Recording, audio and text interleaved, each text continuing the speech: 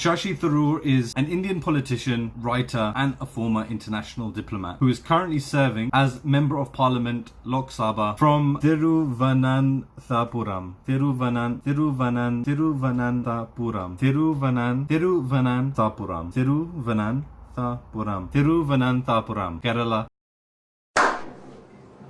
Since 2009. He also serves as the chairman of the Parliamentary Standing Committee on External Affairs and All India Professionals Congress. Shashi was born in London and raised in India, where he graduated from St. Stephen's College in Delhi in 1975 and received a doctorate in International Affairs in 1978. From 1978 until 2007, Tharoor was a career official for the United Nations, where he rose to the ranks of Under Secretary General for Communications and Public Information in 2001. He retired from the UN in 2006 after finishing second to Ban Ki-moon for Secretary General of the United Nations. He's a prolific writer with over 18 best-selling books and also writes in tons of magazines and newspapers. Now, the reason we're talking about Shashi Tharoor is because he spoke in Parliament the other day with regards to Kashmir, and here's what he had to say. Let me explain why we think it is indeed a dark day for India's democracy. You have brought this bill, sir, to this House without consultation with the local parties, with the state legislature out of session for more than 6 months. So what Shashi is saying here is that to go against Article 37, to revoke that and to go against that agreement, that bill was passed without even consideration and consolidation of the local parties, with the legislature out of session for the last 6 months. With democratically elected political leaders, including 2 former MPs, 2 former CMs of the state, under arrest. And these local party leaders aren't tribesmen, they're not just, randomly there. They were democratically elected local party leaders, and they weren't consolidated about what was happening. And the whereabouts of our own colleague, Dr. Farooq Abdullah, unclear. Now, what Shashi is saying here, and I just need to pause on this for a second because this is a bit crazy. Shashi Tharoor is talking about how Dr. Farooq Abdullah is missing and his whereabouts are unclear. Unclear. And that was kind of just like a little thing that he's put in there. Now, the reason that I just wanted to pause on this for a second is because this is kind of the state at where Indian politics is, where Pakistani politics is that if someone is kidnapped, someone goes missing, kind of just a point to add to the debate where they're saying, for this reason and this reason and this reason and this guy's missing, so that's another reason why we shouldn't be doing this. Can you imagine in UK government if they were like, hey, Jeremy Corbyn's missing, that's not our fault, listen, he was alright when I last saw him. Yeah, I have to admit I find that plausible. Come on, man, this is crazy. There's a person missing. Like, the whole country would be shut down here in the UK. 24/7 around the clock, news would be going on about the whereabouts of wherever this missing politician was. In India, it's just like a side note to the conversation, like, hey, he's missing. Unclear. Farooq Abdullah, in fact, is an Indian politician and chairman of Jammu and Kashmir National Conference. He has served as the Chief Minister of Jammu and Kashmir on several occasions since 1982 and as the Union Minister for New and Renewable Energy between 2009 and 2014. We still need to know where he is. Anyway, let's carry on. So Shashi Tharoor is talking about a very, very important person being missing, and this was the response from Amit Shah. मैंने 3 बार clear किया, मगर बार-बार opposition ने मुद्दा कह रहा है फारूक अब्दुल्ला जी अपने घर में हैं, ना हाउस अरेस्ट है, ना डिटेंशन में है, तबीयत भी अच्छी है. So he's saying we don't have him. He's not under house arrest. He's not under any arrest. We don't have him. He's at his house and he's fine. He's doing well. I got nothing to do with anything. He's doing good. Last time I saw him, he was cool. I don't know nothing about him, but I know that he's okay and he's in his house. He's not under house arrest. He's not missing, but he's cool. I know that much.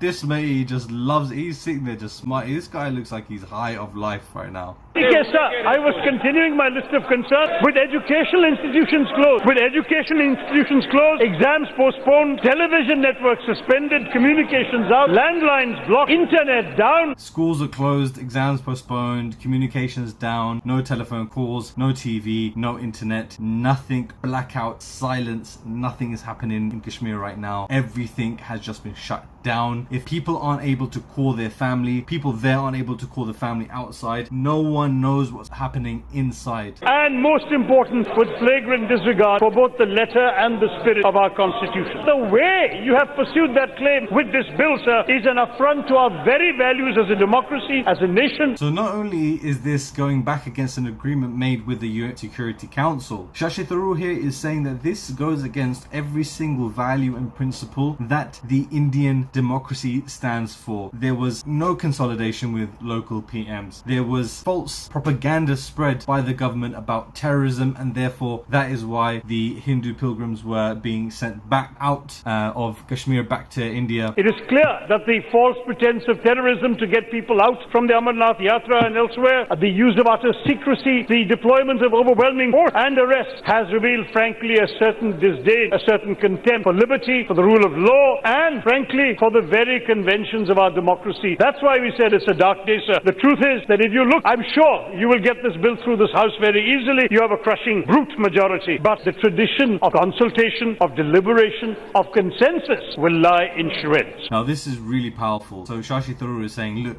you guys have the majority. If you wanted to pass this bill, which you do want to, you'll get it done easily. You've got the majority backing here. This is what everybody wants in the parliament anyway. But you've just done it the wrong way. You've just gone about this the wrong way, to the point now where actually it doesn't matter about democracy for whoever leads this country. This is the message that Modi is sending to all future leaders of India, is that look, if you want to do something, you can do it, and you don't need to ask anybody. It's your choice. Just go out there and just do it, i.e. don't go through a democratic process. That's called dictatorship. Let me just look at the consequences, sir. I think many of us would like to see the Prime Minister also explain this decision of the government to this House, of which he is a member and to which he is accountable. We all remember the last time the PM unleashed a shock decision to the nation, which was also initially applauded for its decisiveness, just like today, and that was the disaster of demonetization. The nation is still dealing with the devastating consequences of that action. I fear that you've inflicted upon us the political equivalent of demonetization, where the short and medium-term damage will greatly outweigh the long-term theoretical benefits. So let's look at the short-term damage already, which has already been done. Tourism, the lifeline of Kashmir, has been devastated. We know, sir, that we've spent decades, your government, our government, all governments, to convey a message of normalcy to the world. We've had so many advisories by foreign governments telling their citizens not to travel to Kashmir. All those decades of effort to show this is not a state in crisis have been undone. So this is a really deep point again by Shashi Tharoor. He is saying here that look, the PR of Kashmir has been going so well. Hasn't been really major incidents happening, and there has been tourism to Kashmir. Kashmir is a beautiful, beautiful place. If you see pictures of it here. But of course, nobody wants to go on their holidays to a war zone. So for those reasons, Shashi Tharoor here is saying that whatever work has been done to make and visit their family, or just visit and see the scenery and take in the views and culture, all of that is now out the window, because this is the biggest thing in world news right now. Anywhere where there's 700,000 troops of any nation is going to be a pretty frightening place to go on your summer vacay. So what does this mean? It means that the locals who have built hotels, the locals who have restaurants, the locals who have catered for tourism, guides, these type of people who have studied English and stayed in Kashmir, stayed in their homeland so that they could guide people through these lands, they have no income now. There's no way for them to actually make an income now, especially now. There's definitely not going to be any tourists now, but for another 5 or 10 years at least, this is going to have a very, very bad reputation. People don't even like going to Dubai. If you talk to people in the US, even some people here in the UK, and you talk about Dubai, they think that it's some sort of desert. It is a desert, but like, that's not what you'll see. People think that Dubai is this very kind of restricted,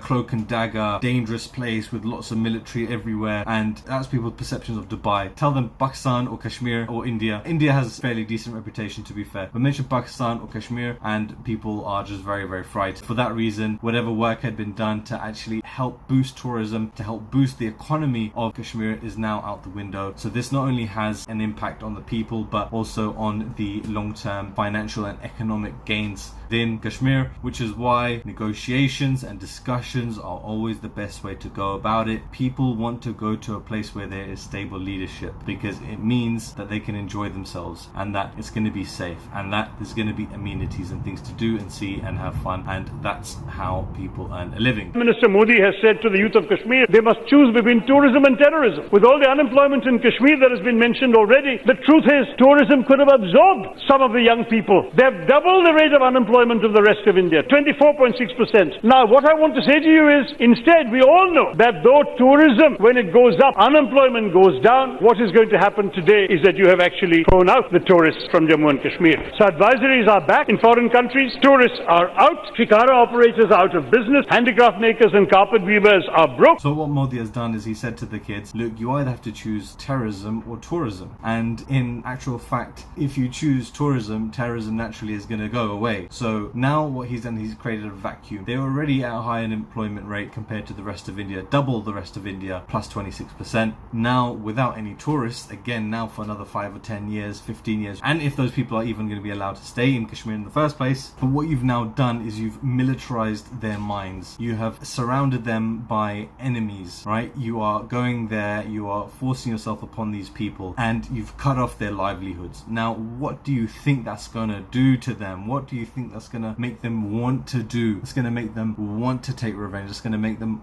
want to not like you because you've gone in and you've harmed them, you've endangered them, you've scared them. So obviously they're going to react. Even when you corner a cat, it's going to strike back at you. But even so, sir, our fellow citizens, what conditions are they living in? Look at a place where stores are closed, petrol pumps are closed. There is a shortage of fuel and essential supplies are beginning to run out. There's no communications available. People can't even watch television unless they have a satellite link. Nearly 7 to 8 million citizens are living in a near total blackout. Let me ask you, sir, when will Achhe Din come for the people of Kashmir? When they're locked up behind their own homes. A state that was gently prospering. Kashmir's gross state domestic product was better than 12 other states and union territories in our country. That state has been given an economic setback in the name of your reform and progress. In the name of unity, you're promoting division. And in the name of prosperity, you're promoting poverty in Kashmir. You have made the mainstream pro-India parties irrelevant and powerless. We used to be saying with pride that a Muslim majority state is part of India despite partition. We have lost that, sir. We in the Congress party stand in unequivocal solidarity with the people of Kashmir, with the Constitution of India, and with the spirit of Indian democracy, which is today in tatters. Strong, powerful words from Shashi Tharoor saying here that India was saying that India is or should be known worldwide as a country of peace, prosperity, inclusivity, diversity, and more than anything, unity. And you see that spirit in Indian cricket. Doesn't matter what one person thinks about another person, as soon as India are playing, the whole country gets behind their team. And more than anything, he's saying it's a point of pride. It's a point of pride for the Indian nation that they do have a Muslim majority state as part of their country, to show that diversity, to show that equality, to show that fairness. And now even that has been thrown out the window.